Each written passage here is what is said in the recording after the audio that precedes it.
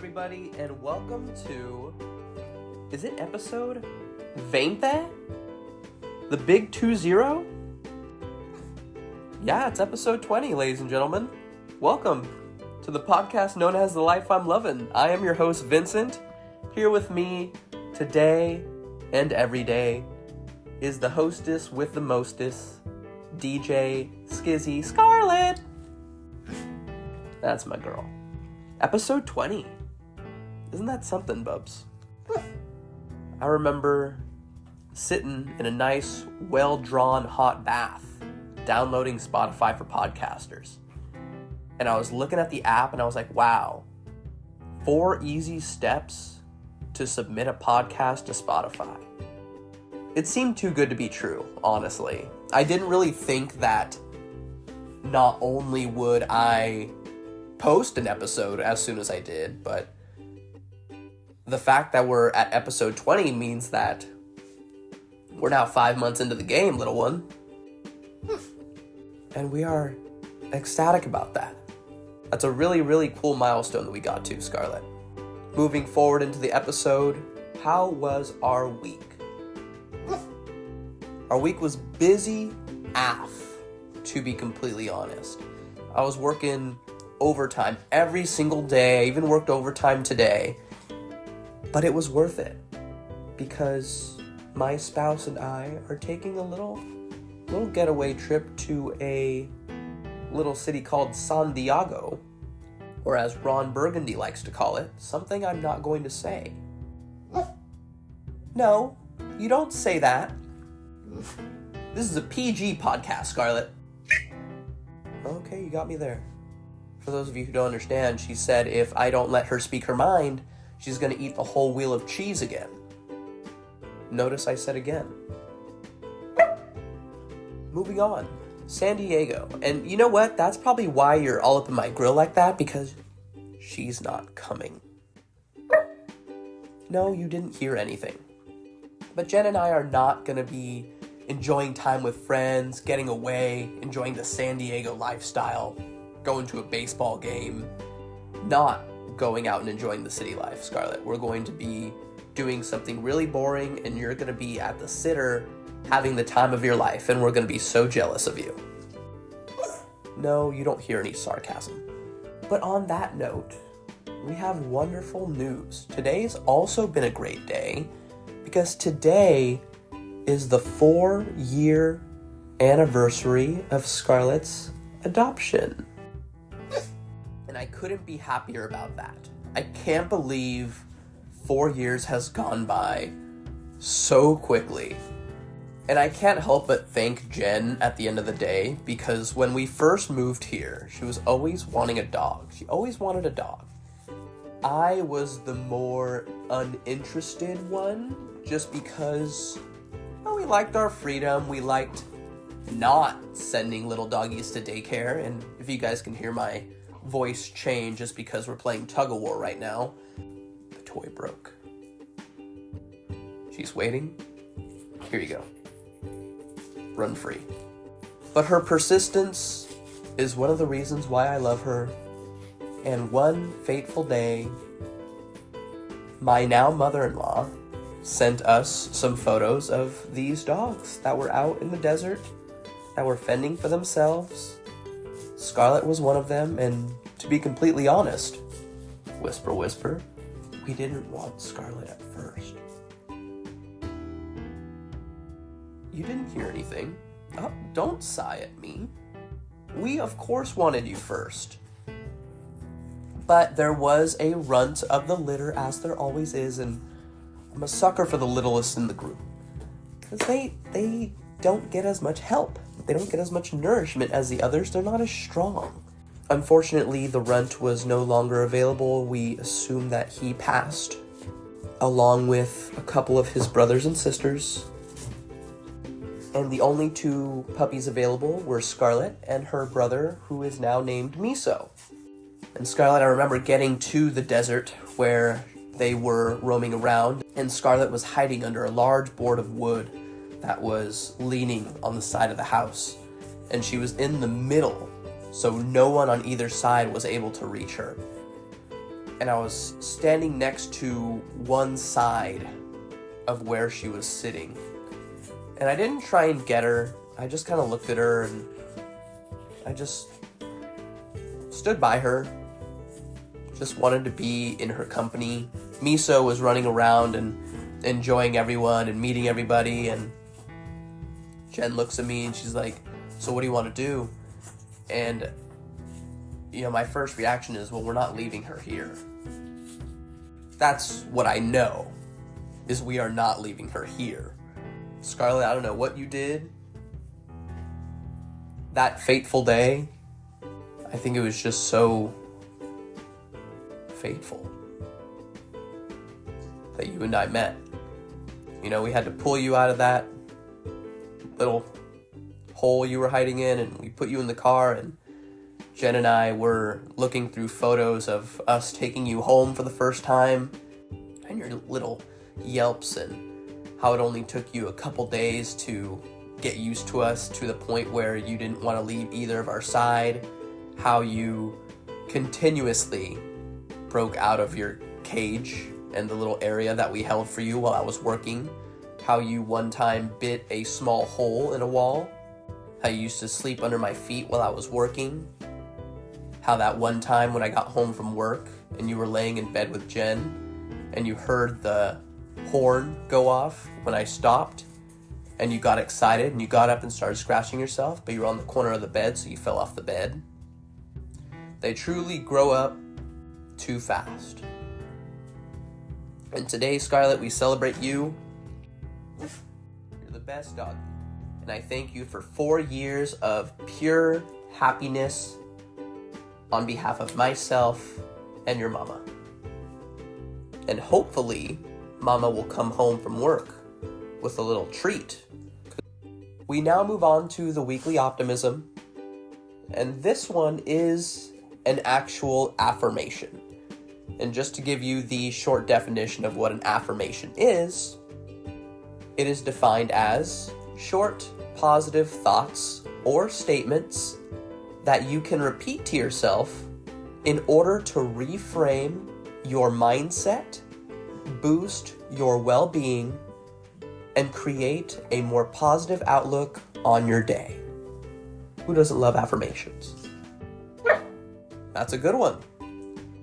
And the affirmation chosen for this week's weekly optimism is, I am in control of my thoughts and I choose to be positive. I am in control of my thoughts and I choose to be positive. So in a scenario where maybe you're feeling down, I'm feeling down, I'm not feeling, at the top of my game, and things might not be going my way, this is something that I can say, close your eyes, go to a quiet space, go into your mind a little bit. Just kind of repeat this a few times. Just give yourself control of your thoughts. Bring out the positivity within you. So I didn't choose this weekly optimism affirmation at random. I was going through a list of affirmations and some of them felt comfortable. This one felt like one that I should probably say more. I guess I would consider myself very realistic in a lot of cases throughout my life. Now, optimism in my mind is something that I try to do often, but I also have a lot of confidence in myself to be optimistic in a lot of situations. But the realistic person in me, when things aren't going my way, makes me feel, well, why would this go my way? Or why would that go my way? And so I'm optimistic until maybe 2 to 3 things of dominoed negativity come into my life. Then I keep knocking those dominoes down myself. I don't let fate do it for me. I do it for myself because the realist in me thinks it's realistic that why would anything go right when everything is going wrong? And maybe that's just me playing it off and thinking, okay, well, I can't do any worse than what I'm doing now, in a sense. Like, okay, it's going to keep getting worse, keep getting worse, keep getting worse. I'm going to expect it to keep getting worse. So that even though it's bad, I know it's bad. At the same time, my mood is unpleasant, my productivity is unpleasant, so my anticipation of the negativity does not help at all. I know that it comforts me to be aware of my surroundings, to know what's happening next. So if things go wrong, and I know they're going to go wrong, then it's what I expected, and I can't be any more disappointed than I am. But at the same time, I'm putting myself in a more disappointed state, just anticipating disappointment. That makes sense, right, Scarlett? The hard part about being realistic about consistent negative things coming your way is that when something positive happens, I'm still in a negative mood. Because my mind, because my thoughts were all in a negative mood. And just flipping the switch and me being like, oh, this went well, let's be super excited, doesn't happen that easy. So this affirmation, I'm in control of my thoughts and I choose to be positive, is something that maybe I can take myself away from the situation, close my eyes, and murmur to myself when maybe the second domino falls down. Maybe I make a mistake at work. Maybe I don't send something out that I should have and I didn't remind myself. So that's one. And then maybe next I realize that some documents weren't signed properly, so now there has to be a re-signing, and that takes away from the income that I should be receiving for this month, and it's now going to roll over to the next month. That's two. At that point, stop, get away. I am in control of my thoughts, and I choose to be positive. Well, at least I caught that mistake now, before it got worse. Okay, well, at least I know that I'll have money next month in my bonus. Positives. Glass half full versus half empty. That is something I definitely need to work on, especially when I'm in the heat of the moment, because my emotions really can get the best of me sometimes. So personally, this weekly optimism, I am in control of my thoughts, and I choose to be positive, could not be more spot on with something that I struggle with in my day-to-day life. Yes, Scarlett, you also help keep me positive. I will not forget it. This month is actually Mental Health Awareness Month, which is really cool. I love that my birthday month of May is a really great month for your health, and specifically your mental health. Honestly, mental health is one of the main reasons why I started the podcast. I mean, me wanting to speak to whoever wants to listen just about my feelings and how I'm doing and how things are working and may not be working for me helps me. It really does. And I think it took me a long time to realize that. Older generations weren't big on mental health, especially growing up in a sports family, a football family, you know. Rub some dirt on it and get back out there. That's the name of the game. Same thing with your mind. Brush it off, keep going. Be tough. Don't cry. I'm not crying. It's just something in my eye, I swear.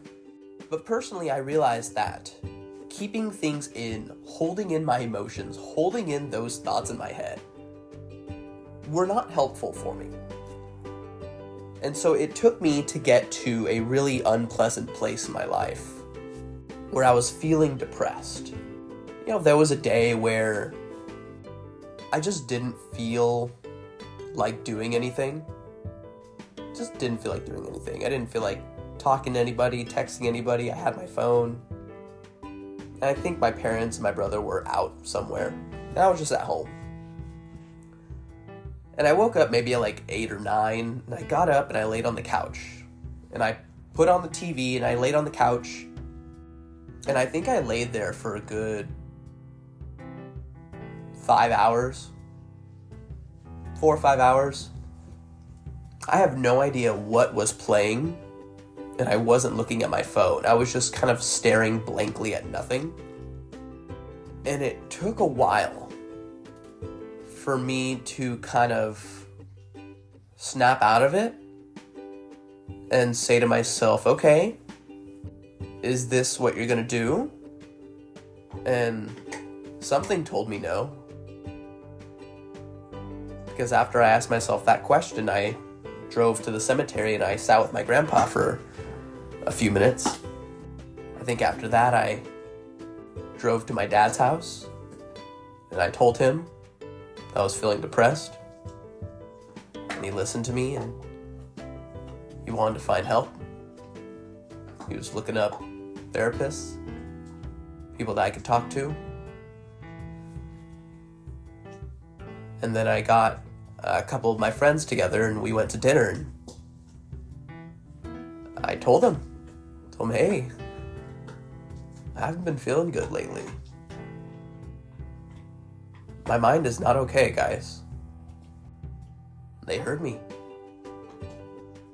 They heard me, and same song and dance, of course. We had no idea. If we had known, we'd have done something. And I feel like that's how it is for a lot of people who struggle with mental issues and overthinking and depression and things of that nature. You think holding it in is best because you don't want to burden anyone with the darkness that's in your mind. You don't want to take anyone else's light. Little do we know that when we let people's light in, our darkness fades. And I didn't start then. But looking back on it, I realized that that was the first time that I didn't need a person to talk to, like a one-on-one person. I just needed to share my feelings with my people and get them out of my system. And that worked for me. I went to therapy a few times, but I found myself doing most of the talking. I wouldn't even let the therapist say anything to me or give me any sort of technique. I do remember when I was in college, one of the things that she told me to do was feel my fingertips whenever I'm getting too into my head. And then start moving down. Start feeling yourself. Realize that you are not your thoughts. You are this human living this life on this earth. And whatever is going on in there is not what's going on out here. But I've really learned to express myself more. Not just the positive side, the real side, the negative side. When I have bad days, let it out. Working out is a good way to let it out. Talking to your loved ones, friends, family, significant other, significant dog. It works for me. Even if they only respond when you emphasize your tone and say things like park and let's go. Thank you for listening. And going off of all of that, May is Mental Health Awareness Month, as I said. I wanted to make this episode about mental health. So I was looking on the interwebs, and I looked up this blog. Just found it. I was browsing. And this is by the Chester County, Pennsylvania Hospital. Go Birds. And they have a Health E-Living blog. Now, I think all hospitals might have these types of things, but this one just came up, so Go Birds, I thought I would just dive into this one because it kind of asks some questions that I want to elaborate with those listening and dive into how I would answer these questions, and maybe allow you to think about how you would answer these questions. And maybe you hear the question and put my voice on mute so you can answer it yourself. So as I was saying, this is a health e-living blog from the Chester County, Pennsylvania Hospital. And the name of this blog is How to Check In on Your Mental Health. 5 questions to ask yourself every day. Realistically, this is the first time I'm looking into this blog, so I haven't asked myself this every day. I don't think I'm going to answer this every day, but I might. It's a start. We all got to start somewhere. So the blog begins like this. From fear to loneliness to frustration to grief. It's safe to say that many people have faced a wide range of emotions throughout the COVID-19 pandemic. Across the globe, people have been isolated from loved ones, concerned about their safety, and barraged with bad news day in and day out. Keep in mind, this is from May 3rd, 2021, so we're backtracking 3 years and change. While you took every measure to stay physically safe by social distancing, wearing a mask, and staying at home, did you also prioritize your mental health? May is Mental Health Month. A month to spread the word that mental health is a critical aspect of your well-being. This Mental Health Month, take the time to really check in on how you're doing. Here are 5 questions to ask yourself every day. I'm just going to read through the blog, and then I'm going to elaborate, share my thoughts, and again, you can listen to the question and mute me. You can hear what I'm saying about what the question elaborates on, and then you can mute when I'm talking so you can go off on your own. This episode is for you guys. So question 1 is, how am I feeling today? This is what the excerpt says after that question. How am I feeling today?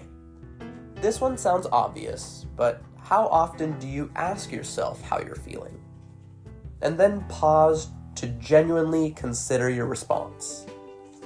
Checking in on your mental health starts with assessing how you are feeling. Do you notice feeling stress, anxiety, worry, sadness, or other challenging emotions?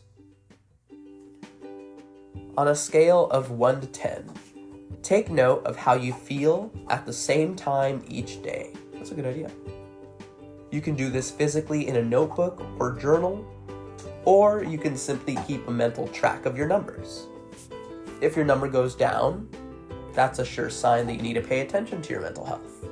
Additionally, it's important to notice how you are feeling physically too. Some ways mental health concerns can show up physically include stress, anxiety, depression. Some ways mental health concerns can show up physically include stress, headaches, body pains, skin rashes, or worsening of chronic health problems, anxiety, headaches, stomach aches, muscle tension, or frequent urination, depression, appetite changes, weight loss or gain, loss of energy, and unexplained aches and pains. So I'll start with the beginning. Right now, I feel really good.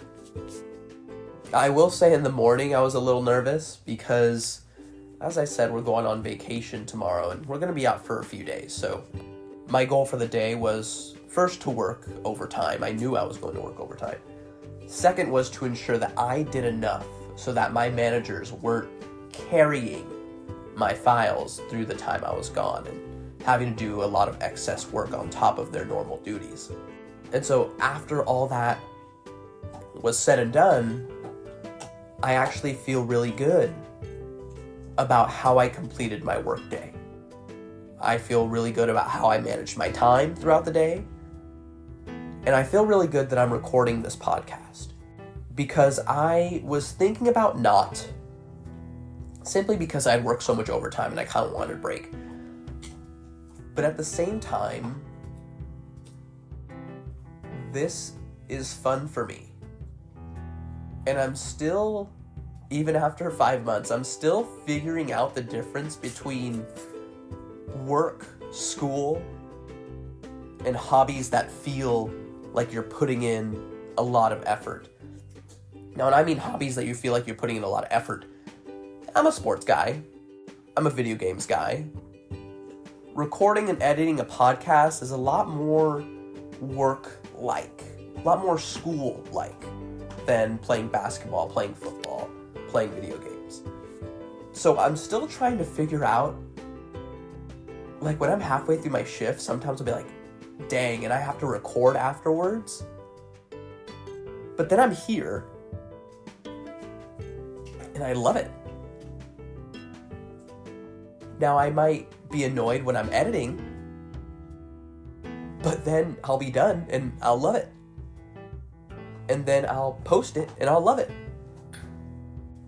And so on a scale from 1 to 10, right now, yeah, I'm gonna feel an 8. It's between 7 and 9, but 8 was the one that kept coming to my head more.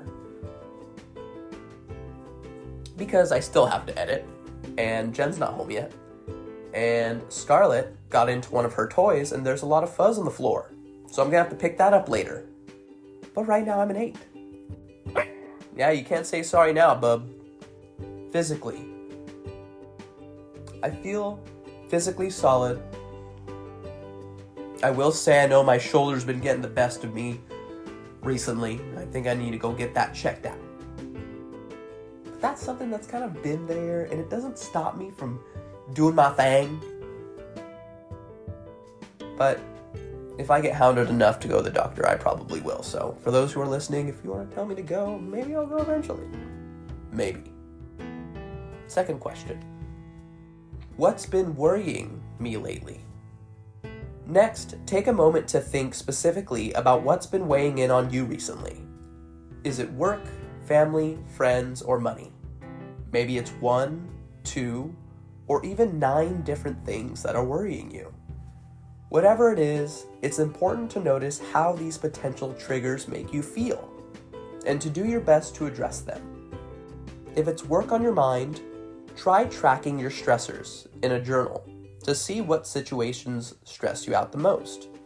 Then, try to develop healthy responses, like taking a 10-minute break or establishing clear boundaries. If you don't know what's causing negative feelings, it will be tough to address them. Take the time to identify your stressors, and then you can work on managing them. So this one kind of told you what I guess has been worrying me lately, and working to make money, vice versa. That whole exchange. In a perfect world, we would all just get $10,000 a week. Everyone would live doing what they want to do. Then at that point, maybe everyone will find the job that they love and become great at it because they're not doing it for money, they're doing it for love. Perfect world. But the world isn't perfect. And so I really related to trying to track my stressors in a journal, because work is the thing that stresses me out the most. Not working enough allows me to relax, but gives me less money. And working too much allows me more money, but gives me less time to relax. Finding that even, Steven line is something that I feel like I've been okay at. Jen and I think are work hard, play hard personified. I know there's people that work a lot harder and play a lot harder than us, but I think we do a good job at working hard and then using our time off to do things that are fun. But I will let you guys in on a secret that I have been doing while working from home and sometimes in the office, but I can't do it in the office as much.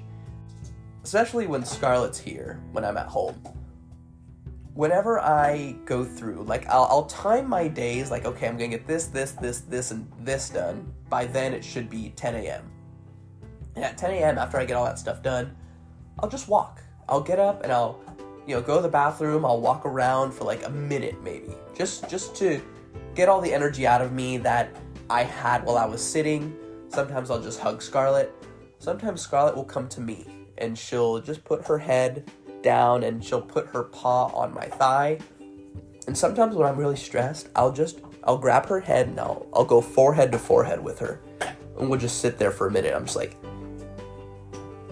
take my stress away, beautiful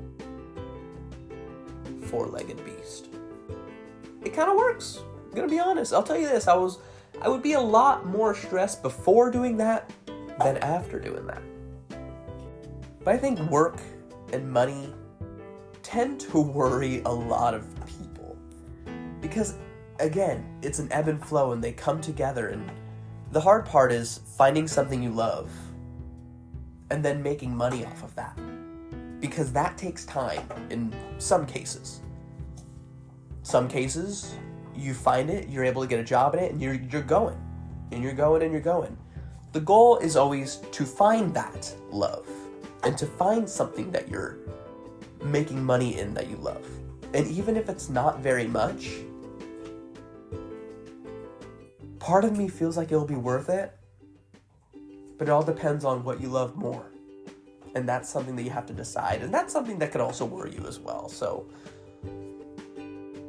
taking those mental notes, finding things that, okay, maybe I'm not going to think about. Okay, well, if I do this that I love, and then I lose money here, then this happens, and then this happens, and then this happens. Maybe stop after, let me do what I love.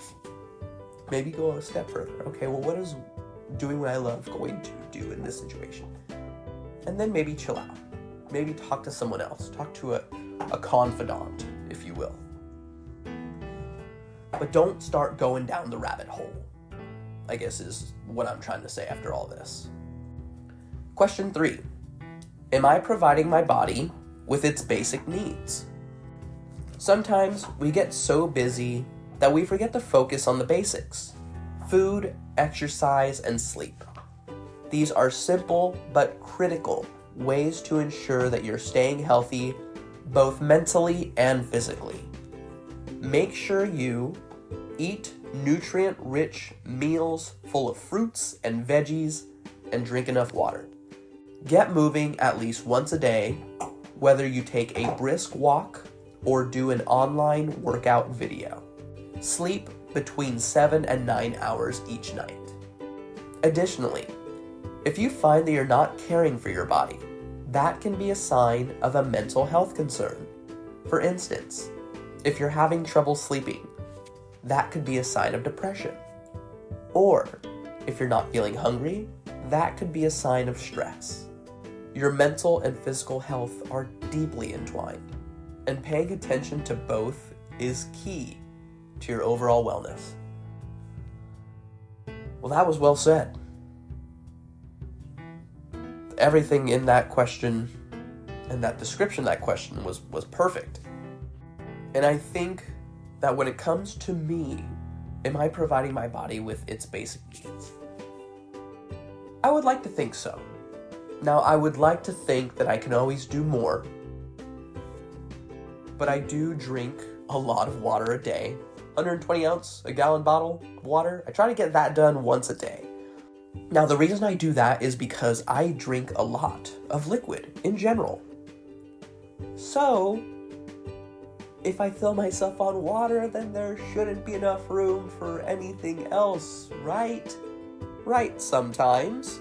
Fruits and veggies, I try to incorporate a fruit usually in my breakfast, usually in my dessert. Always good. Veggies, lunch, usually salad. I try to have some salad with dinner as well. In terms of moving once a day, get moving at least once a day. Scarlett, I do give you credit for this because you make me move more than I want to sometimes. And that's annoying. But I have been working out 3 to 4 times a week-ish. I try to get them in when I can. And when I don't, then I do make it a point that Jen and I go on some long walks with Scarlett. So we try to get our walking in and our moving in and our sweat in when possible. Sleep between 7 and 9 hours each night. This is probably the main one between this and water that I do the most. I need my sleep. If I feel that I'm getting like even 5 hours of sleep, I'll fall asleep in a bad mood because I know that I'm not getting enough sleep. To elaborate on that, Scarlett, you don't help in this situation because when we have a weekend and we're, staying up a little late and it's 12, 1, and we go to bed, we're feeling good. 6:30, there's a little furry thing at the side of my bed hitting me with her paw, asking to go for a walk. Yeah, I'm looking at you. But we're not going to use that tone because it's your adoptiversary and I love you very much.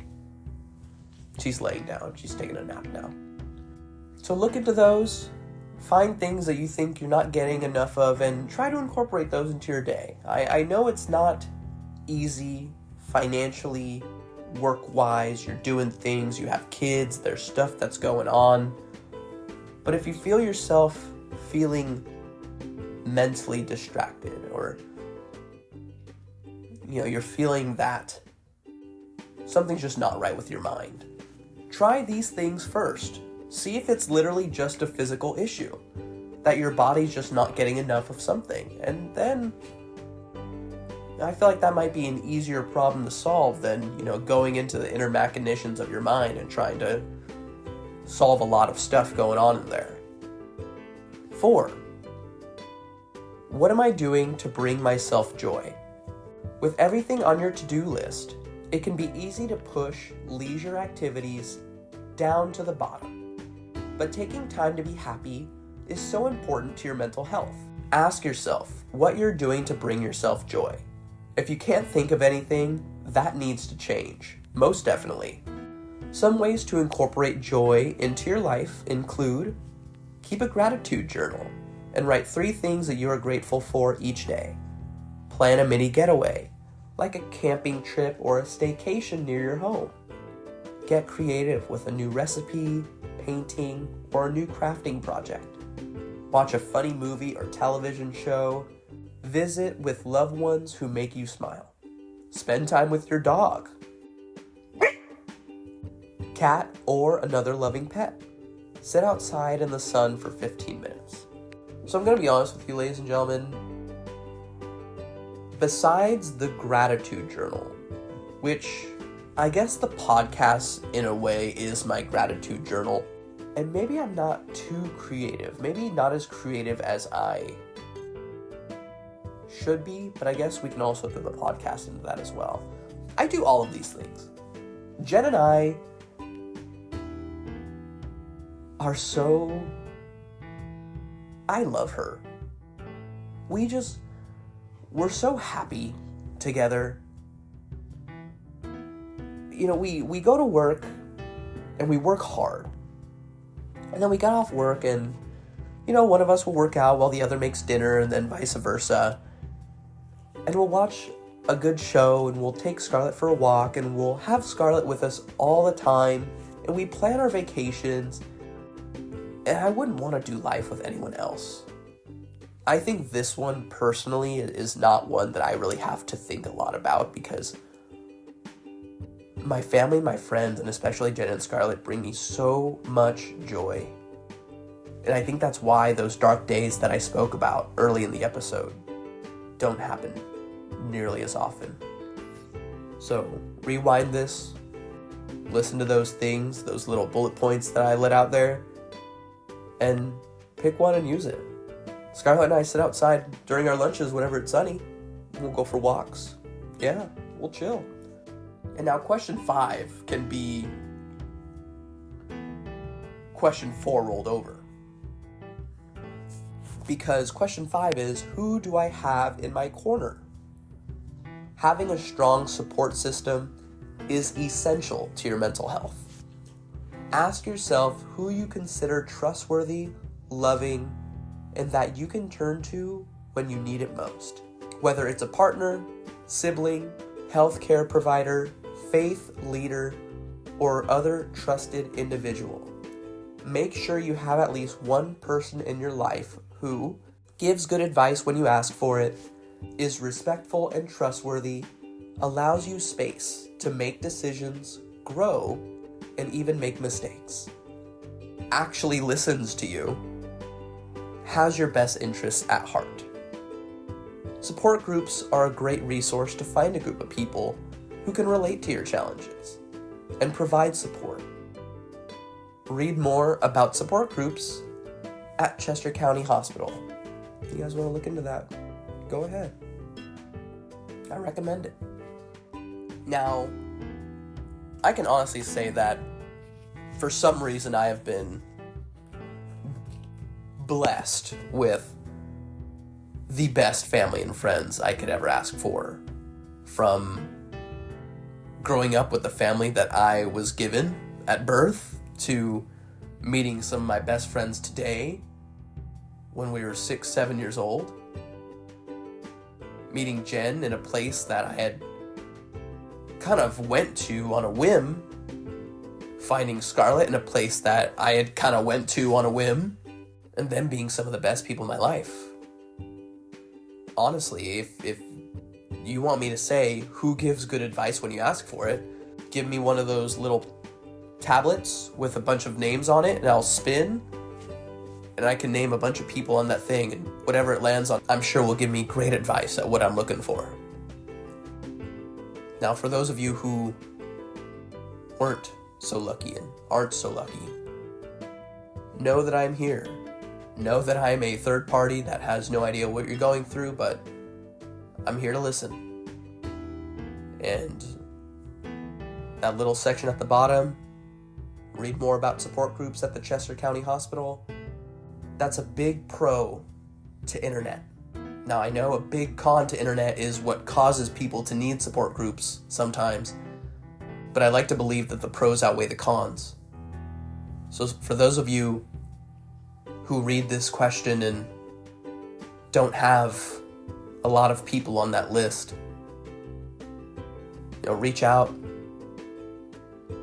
to someone, because there's someone out there who's going to assist you through this dark time. You're not alone.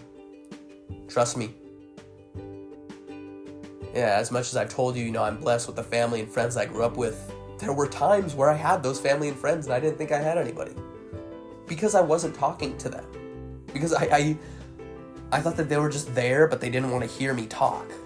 They didn't want to hear my problems. And the only reason I thought that was out of ignorance. Out of the fact that I never asked if they wanted to hear what I had to say. The fact that I never tried to test them and talk about my negative problems and see how they'd react. I never gave them the chance. So with a minute left, it's got a little heated. I'm a little moist over here, a little sweaty.